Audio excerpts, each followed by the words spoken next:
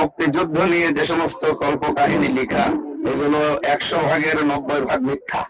বাংলাদেশ জামাত ইসলামী 1971 সালের যে ভূমিকা, এতদিন পর্যন্ত যে মিথ্যা রচনা, আপনারা বদরুদ্দিন ওমরের ইতিহাস পড়বেন, তার যে লিখিত বইতে আমরা পড়েছি, মুক্তিযুদ্ধ নিয়ে যে সমস্ত কল্পকাহিনী লেখা, এগুলো 100 ভাগের 90 ভাগ মিথ্যা।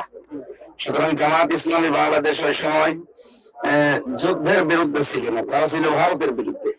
আমরা এইটা এখন জানছি, এতদিন আমাদেরকে এই সত্যটা জানতে দেওয়া হয়নি। সুতরাং আজকের এই বিজয় র্যালি এই কারণেই যে আমরা 1971 সালে এই দেশের স্বাধীনতার পক্ষে, ভারতের যে আগ্রাসন এর বিরুদ্ধে ছিলাম, এই কারণে আমাদেরকে এরা বিরোধী বানিয়ে রেখেছিল।